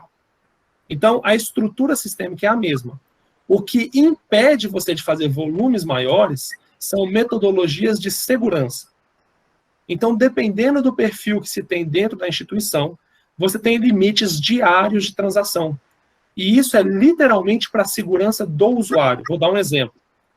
Você é um cara afortunado, tem parado na sua conta R$500 mil, e num belo dia você é sequestrado. E você não consegue sacar R$500 mil num caixa eletrônico. Aí o cara vira para você e fala assim, não, então faz uma transferência para a conta tal de R$500 mil. Você vai conseguir fazer? Não vai. Você vai ter um limite diário de transferência. Então, nesse cenário, muitos dos sequestros e sequestros relâmpagos foram inibidos porque vai falar assim, qual é o meu limite diário? Eu tenho um limite diário que às vezes é de R$200, de R$500. Então, isso depende muito do perfil. Então, compensa eu correr o risco de sequestrar uma pessoa, morrer, ser preso, seja lá o que for, para no final das contas, se for bem sucedido, conseguir transferir R$500 para minha conta? Isso inibe um pouco essas ações. Então é por isso que os golpes hoje são aplicados muito com os estelionatos, né? Que é a pessoa se passando por outra, é a pessoa falsificando uma venda, é a pessoa falsificando a entrega de um produto, porque aí você consegue fazer essa movimentação, dá tempo da pessoa acreditar na transação, confiar na transação e no recebedor e emitir ela. Eu tive um colega há pouco tempo atrás que caiu num golpe do caminhão e transferiu R$40 mil. Você tem limite para transferir R$40 mil no dia? Não. Mas como a conversa foi bem estruturada, ele ligou no banco, falou, banco, eu estou fazendo uma transferência para fulano de tal, é autêntica, é minha mesmo, eu estou fazendo de R$40 mil para a compra de um caminhão. Autoriza, o banco autorizou para ele, mediante, lógico, assinatura, senha, confirmação de dados e tudo, autorizou para ele, e quando ele viu, não tinha 20 minutos, ele descobriu que era um golpe. Entendi. Careca, você falou que você começou uma pergunta? Não era pergunta não, Tatagiba. Ô, Bruno, te dar os parabéns aí pela live, viu? É um tema muito interessante. Como eu leciono administração financeira, né? Eu falo muito de mercado bancário, lógico. E a gente sente que os alunos gostam muito, né? E pela participação, pelas perguntas, a gente viu isso. E mais para querer compartilhar com você mesmo, né? Eu tenho 34 anos de banco, né? Então, o início da sua live, eu vivi aquilo tudo ali, né? Telex, ordem de pagamento por carta, etc, etc, etc. Nós estamos vivendo um período muito interessante no sistema bancário brasileiro. Eu considero, aí, nos últimos 20 anos, a gente teve presidentes do Banco Central muito gabaritado e que vem melhorando a cada dia o sistema bancário brasileiro. Eu considero o sistema bancário brasileiro hoje um dos melhores do mundo, se não o melhor do mundo, né? Eu não estou colocando aqui em relação a custo, porque o sistema bancário brasileiro é caro, mas em relação à tecnologia, em relação à segurança, ele é um dos melhores do mundo, sem dúvida. Eu cito muito Barack Obama, quando na crise do subprime de 2007 e 2008, né, ele colocou o nosso sistema bancário como exemplo, né, principalmente de segurança. E vieram aqui consultar a gente para saber o modelo, né? Isso, a crise do subprime não afetou nenhuma instituição brasileira, né? E o que eu venho achando também de muito interessante nesses avanços tecnológicos no sistema bancário brasileiro, qual que é o grande defeito do sistema bancário brasileiro? Concorrência, né? a gente tem uma concorrência muito baixa. Eu dou exemplo para os meus alunos que, há 34 anos atrás, quando eu ingressei no mercado bancário, Formiga era uma cidade muito menor e mais pobre do que hoje, e tinha mais instituições financeiras, né? A gente tinha oficiais, Minas Caixa, Benj, Banco Brasil, Caixa Federal, e as privadas, né? A gente tinha Bamerindos, Banco Real, Mercantil, Itaú, Bradesco, Banco Nacional, ou seja, um número de instituições muito maiores do que hoje. E eu acredito, você ia em Divinópolis, por exemplo, você já tinha Banco Econômico, Boa Vista, você ia em Belo Horizonte, você já tinha Banco Hércules, e mais um Banco do Progresso, CREAL, e mais um monte de instituição financeira. E a concorrência, a gente sabe que é muito bom para o mercado como um todo. E o que aconteceu no Brasil foi o contrário, foi uma concentração, fusões e aquisições, né? O que vem tornando o nosso sistema bancário caro, né? Taxas de administração, etc, etc, etc. E eu imagino, né, que até que não foi explicitado pelo Roberto Campos Neto, né, o nosso atual presidente do Banco Central, mas o Pix ele abriu até um leque para a concorrência bancária, né? Por exemplo, você tem aplicativos como a Abasteça aqui, né? Que já está se tornando praticamente um banco e já tem Pix que é disponível para os seus usuários. Então, um dos pontos também positivos do Pix é essa facilitação que ele está trazendo e essa bancarização de qualquer pessoa que tem uma renda mínima, né? E fazer com que a concorrência bancária volte a acontecer no Brasil, que eu até gosto de brincar com meus alunos também, que se não é o fenômeno aí das cooperativas de crédito, a gente não tinha concorrência bancária no Brasil hoje, não. É verdade, é verdade. E a proposta das cooperativas, ela vem muito nesse viés, né?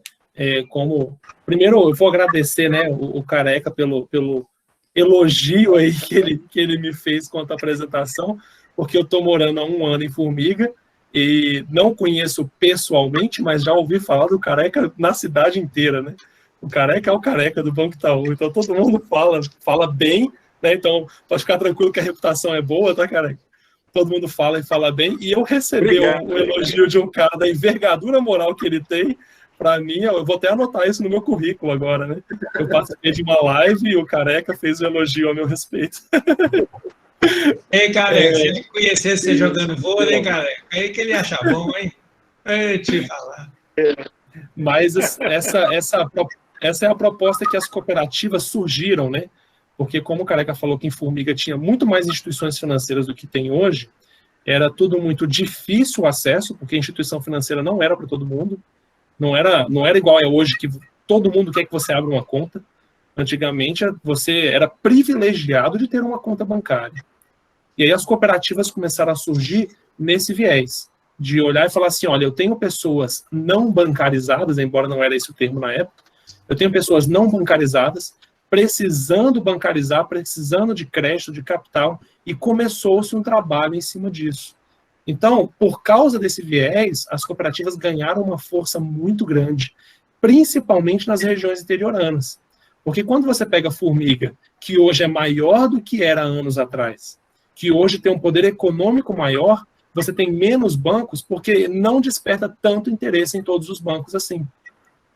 E em contraponto disso, você tem as cooperativas ocupando municípios, e a gente tem municípios em Minas Gerais, por exemplo, que a única instituição financeira é uma cooperativa do Sicoob. Então, a cooperativa ela deixou de ser uma solução financeira, ela começou a ser também uma solução econômica e social para a instituição, para o município, para a região onde ela atua.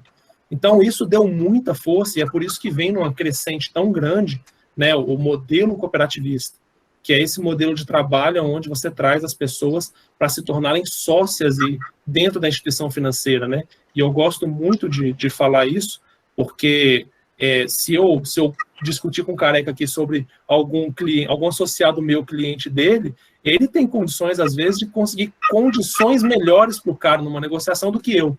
Ele faz parte de uma instituição extremamente grande e eu represento uma instituição em Formiga que faz parte de 384 instituições Sicoob, que é muito grande em robustez, mas eu sou uma instituição de formiga. E aí, quando a gente parte para essa disputa, é uma disputa que a gente pode ganhar ou perder. Mas quando eu faço negociação com um associado, tem uma vantagem fora do comum, que eu brinco muito com as pessoas quando eu faço abordagem para associar no Sicoob, que é o seguinte: se você usa cheque especial em qualquer outra instituição, e vamos colocar que ele cobre a mesma taxa que o Sicoob Credit For cobre, 6% de cheque especial. Você apertou, precisou usar o cheque especial 10 dias, você pagou os juros disso, não pagou? Em qualquer instituição você vai pagar. E aí você paga os dias de uso do cheque especial em juros, e esses juros vira receita para os acionistas da instituição financeira.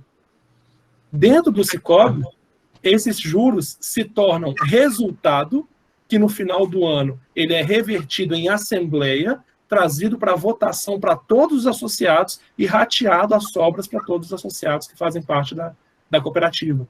Então isso é muito interessante, é um modelo impressionante de se trabalhar, porque ele chega a fugir um pouco da nossa cultura brasileira. Porque a gente está acostumado a participar de meios onde tem alguém levando vantagem.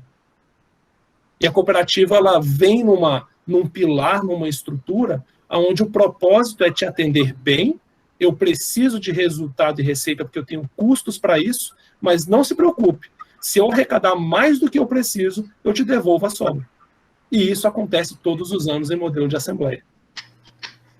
Ô Bruno, nós já estamos chegando aqui a 1h30 de live, e eu tenho 3 perguntas aqui para a gente poder fazer aqui. Eu acho que fechando todo esse assunto que a gente discutiu, Heloísa está perguntando o seguinte: se essas mesmas vantagens são válidas não para bancos digitais, eu acredito para contas digitais, pode ser para as fintechs também, né? Se todas essas modalidades de pagamento são válidas para todos os tipos de bancos, então, mesmo as fintechs. Sim, né? Sim, sim. E é a vantagem vou usar como exemplo, você falou do Abastece Aí, a gente tem o AMI também, né? Tem o PicPay, que não são instituições financeiras, mas você consegue fazer Pix para entrar e sair dinheiro com eles.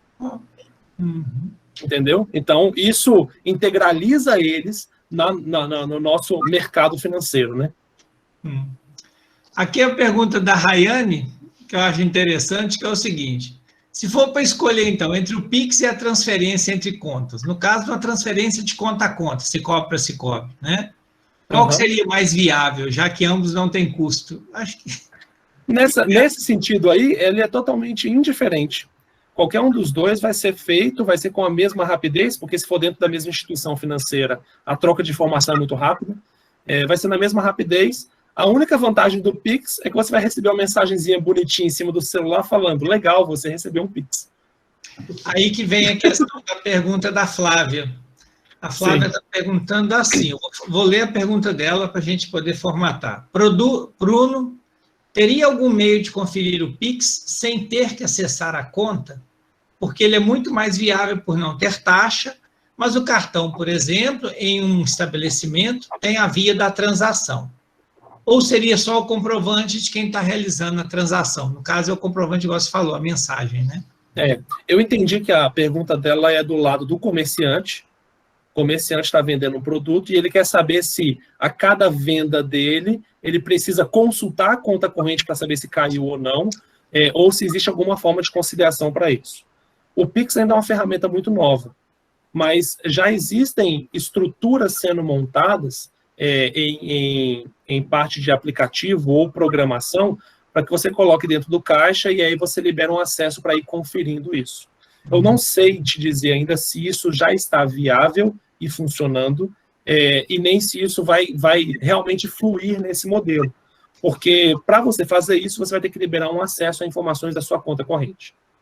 Entendeu? Então, isso às vezes não é nem tão seguro. Então, assim, existem tentativas de transformar isso em algo mais logístico, mais prático de se fazer. É óbvio, por ser novidade ainda está um pouco dificultoso, mas com certeza vai sair novidade para isso, vai sair um modelo de acompanhamento. Uma certeza que você tem é que se a pessoa te mostrar o celular com o comprovante e você conferir os dados ali, já caiu o Pix para você. Muito bem. Pessoal, mais alguma pergunta? Nós já estamos aqui nos finalmente aqui do nosso evento. Alguém gostaria de complementar? Se alguém quiser fazer também um comentário. Pessoal? Gustavo, eu tenho uma pergunta. Por favor. Ô Bruno, no caso, você tinha falado a respeito do cartão de débito, deu exemplo de como funciona o procedimento por trás. Como o jeito, o pagamento por aproximação é o mesmo caso do cartão de débito? Ah, sim, é o mesmo caso, tá? O pagamento por aproximação, deixa eu até fazer um comentário em cima do que o Careca falou, né? O sistema financeiro, a estrutura financeira do Brasil, ela é invejável, sim, fora do país. Vários outros países vêm entender a nossa estrutura financeira. Não vou me delongar para explicar muita coisa aqui, mas ela é muito robusta e com um nível de garantia muito bom. E para vocês terem uma ideia, o chip de cartão, esse modelo de cartão com chip, ele é uma tecnologia brasileira.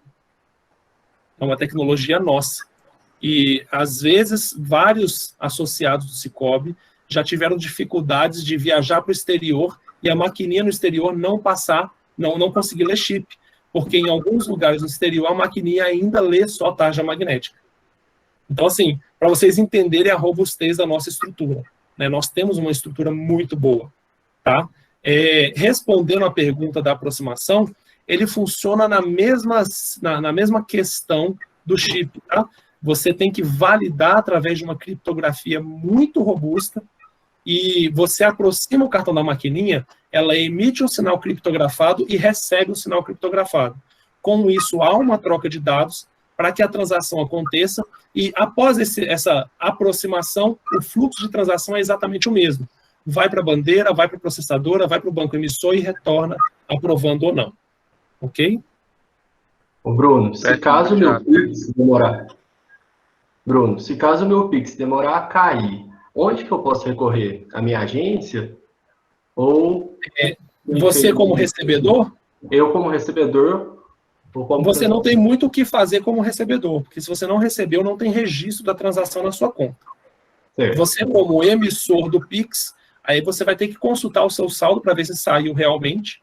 Se tiver saído, sempre no seu saldo lá vai ficar o registro do comprovante, e aí você vai ter que fazer um pedido realmente para a instituição financeira identificar o que aconteceu.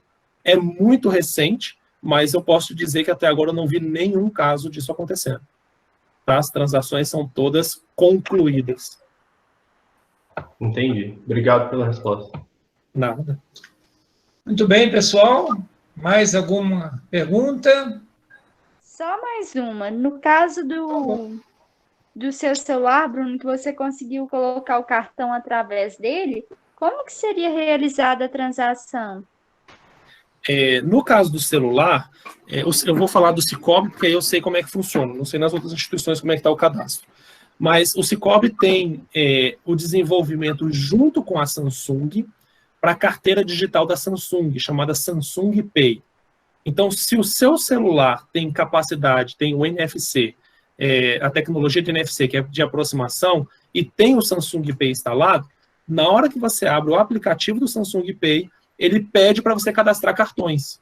Então, você vai lá, cadastra o cartão, e aí, qualquer cartão que tenha, qualquer instituição financeira que tenha esse desenvolvimento com a Samsung, que hoje já são quase todas, você vai conseguir cadastrar o cartão lá. O que ele faz no celular? Ele salva no celular os dados do seu cartão que você cadastrou, e aí, na hora que você aproxima, ele faz igualzinho o cartão plástico quando você aproxima. A tecnologia de aproximação criptografada. Ele vai validar os dados que você cadastrou do cartão no seu aparelho, vai ver se aquilo é real e vai tentar a transação, emitir a transação, que quem emite a transação é a maquininha. Então, ela valida os dados do cartão ali e emite essa transação para as instituições responsáveis, para validar se a transação acontece ou não. O meu cartão está liberado o tempo inteiro para isso? Não, eu preciso liberar ele através de senha digitada, de digital, reconhecimento facial, alguma coisa assim, para ele estar apto a acionar o NFC e poder reconhecer o pagamento por aproximação. Bruno, mas aí neste caso, o celular tem que ser do Samsung. Se eu tiver outro aparelho de outra marca, não funciona. Nós temos esse desenvolvimento dentro da plataforma do Samsung Pay e dentro da plataforma do Apple Pay também, tá? Se eu não me engano, a Motorola também tem uma carteira digital, mas a gente não tem esse desenvolvimento com eles. E a Xiaomi também tem uma, mas a gente não tem esse desenvolvimento com eles. Então, hoje nós temos esse desenvolvimento só com a Samsung e com a Apple, e ele só funciona no aparelho deles. Ele não funciona, o Samsung Pay não funciona no Motorola, mesmo que o sistema operacional seja Android.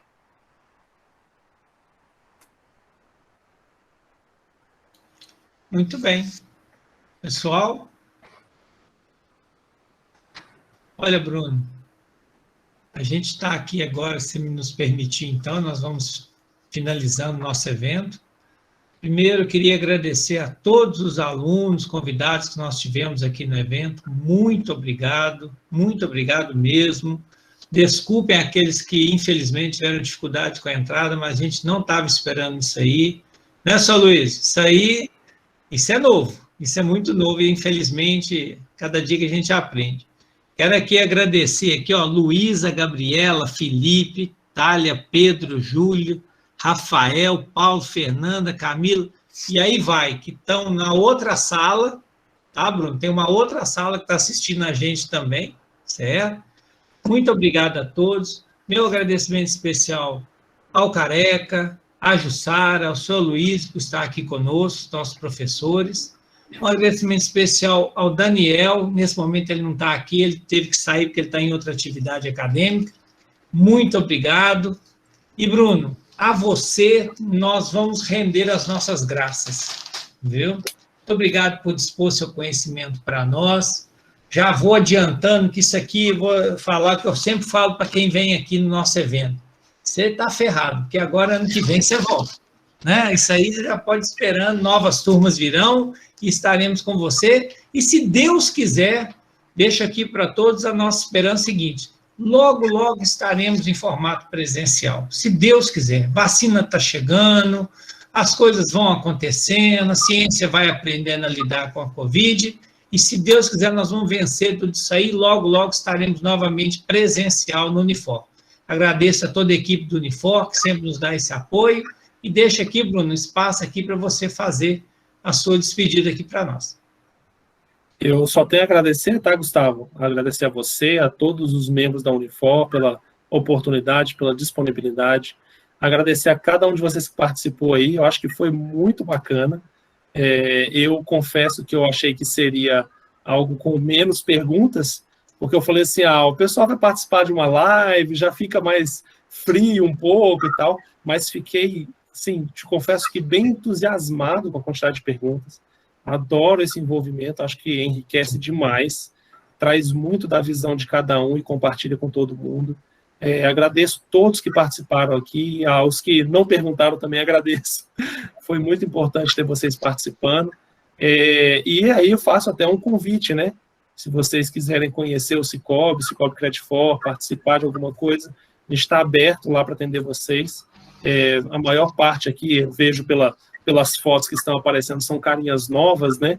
E aí eu conto para vocês que meu primeiro cartão de crédito eu já estava com 20 anos de idade e eu tinha super receio de usar, mas uma instituição financeira confiou em mim, me entregou um cartão, comecei a usar, aprendi, gostei, me tornei consultor de cartão e nos lances da vida cheguei hoje aqui no Cicobi Credit For, onde eu estou muito satisfeito, muito animado, entusiasmado com tudo que nós podemos fazer e deixo o convite aberto para todos aí também. Estamos lá de portas abertas para atender como instituição financeira, para atender como cooperativa, porque a gente tem um trabalho social como cooperativa também, e eu para atender como agora mais um colega de vocês aí. A hora que precisarem, estou à disposição. Muito bem. Muito obrigado. Só Luiz, quer terminar aqui para nós? Não, agradecer também, né, Gustavo? Agradecer os alunos, a participação. Você viu aí que ciências contábeis é diferenciado, né? Marcou presença maciça. Quando eu mandei o convite para eles, né, eles se prontificaram e estão presentes aqui. E agradecer ao Bruno pelos esclarecimentos, Bruno. Acho que foi muito válido, sabe, Gustavo? O pessoal se interagiu, né? Então, eles saíram daqui sabendo o que vieram assistir. Parabéns, tá, Bruno? Né? Foi muito esclarecedor para nós todos aqui. Agradecer. Muito obrigado. Só para finalizar, Bruno, eu gostei muito do que você falou a respeito da necessidade de formalização das empresas. Nós precisamos nos atentar mais a isso. Cada um aqui dos alunos de administração e de contábeis são responsáveis por difundir essa visão que torna a empresa mais forte, mais preparada, e muitas das vezes, né, Sr. Luiz, se souber ser organizada contabilmente, talvez seja até o contrário, operacionalmente mais barato, certo? Inconsequentemente, às vezes, na informalidade, ele perde mais, certo? Então, nós precisamos reverter essa visão, tornar as empresas mais formais, mais fortes, para que a gente possa desenvolver aqui a nossa região. É isso? E falar também, né, Gustavo, que a gente, na qualidade de contador, Bruno, nós sofremos de muitos males, né? Porque, às vezes, a função do contador não é, tá certo? Em hipótese alguma, interferir na administração lá. O contador, ele orienta, né? E o empresário é que sabe o caminho que ele vai seguir, o caminho que ele quer seguir. O contador, porque qualquer coisa que acontece de errado, a culpa é do contador, mas o contador não pode tomar atitude, ele tem que orientar.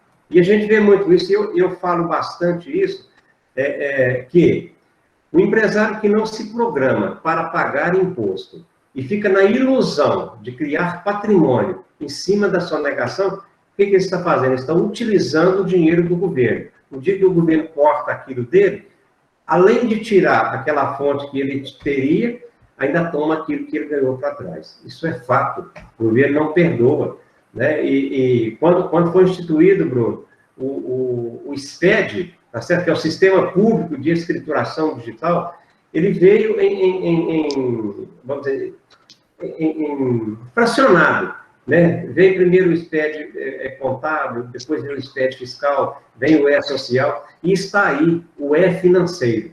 O E-financeiro, ele vai ser mais complexo e mais completo do que as informações que hoje o Banco Central, a Receita Federal, tem quando ele solicita as informações bancárias lá. Isso vai ser uma ligação direta, porque ele tentou fazer isso, Bruno, com o COAF. O COAF, o contador, ele tem que prestar uma informação todo ano para o COAF. O que ele tem que informar para o COAF?